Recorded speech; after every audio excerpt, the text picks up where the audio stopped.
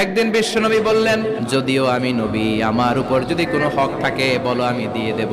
কোন সাহাবী দাঁড়ায় না, এক সাহাবী দাঁড়িয়ে বললেন, নবী, যুদ্ধের ময়দানে চাবুক চালানোর সময়, লাঠি চালানোর সময় এক কাফেরকে মারতে যে আপনার লাঠির বাড়ি আমার পিঠের মধ্যে পড়েছে, আপনার পিঠে আমি লাঠির বাড়ি মেরে এটারে শোধবোধ করে দিতে চাই।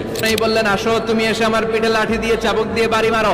সাহাবী বলে, ও নবী, তখন দুর্ভিক্ষের সময়ের যুদ্ধ ছিল, আমাদের গায়ে জামা ছিল না, আপনি যদি যথা নিয়মে কেসাসটা আদায় করতে চান, আপনার জামাটা খুলেন, খালি পিঠের মধ্যে বাড়িটা মার। এবার ওমরে ফারুককে ধরে কে, এদিকে আয় তোরে দেখাইতেছে। বিশ্বনবী বললেন, ওমর থামো, মারতে দাও। বিশ্বনবী উনার জুব্বাটা উপরের দিকে উঠালেন। ওই সাহাবী বিশ্বনবীকে পিছন দিক থেকে জড়িয়ে ধরে ওই মোহরে নবুয়তের মধ্যে চুমু দিয়ে ফেলেছে। সাহাবী বললেন, নবী গো, এই নাটক করার জন্য আপনি আমারে মাফ করে দিয়েন।